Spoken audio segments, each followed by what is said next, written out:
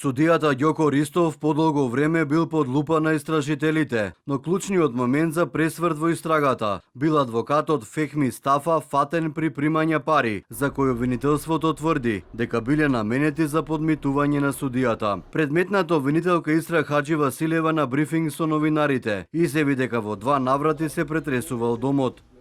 Цемент со потазе структура, како и различна фуга во плочките беа елементите на сомнеш дека парите се во внатрешноста од зидот. Родителите се правдаат дека парите биле нивни спечалени од лозие, но нивниот одговор мене не ме убеди, посочи обвинителката. Истражителите првично ги прашаа родителите на судијата дали поседуваат пари, на што тие одговорија негативно. Потоа при претресот беше забележано дека се испокршени плочките на местото каде се криеле парите, а на рачно тропкање давале друг звук. Нас не обврзуваат прописите да не растураме и кршиме. Па се потрудивме што поелегантно.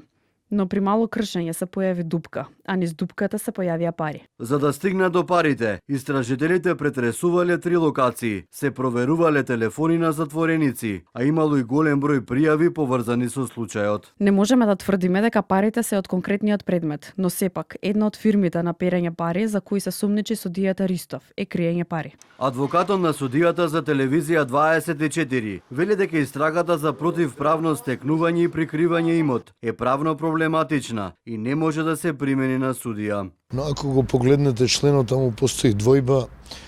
Значи, вика одговорно ли службено лице кое е во јавна установа, јавно предпријатие или друг орган кој работи со државни пари, односно со државен имот, тоа не е суд.Оздруженијето на судии пак се оградија од секој корумпиран судија. Таквите појави не смеат и не треба да се поврзуваат со судии кои честно, професионално и одговорно ја извршуваат својата функција, а кои представуваат огромно мнозинство во судството. Судијата Ристов заврши во куќен притвор, откако судскиот совет одлучи да му го одземе имунитетот. По барање на обвинителството одземен му и пасошот, а издадена е забрана за вадење на нов.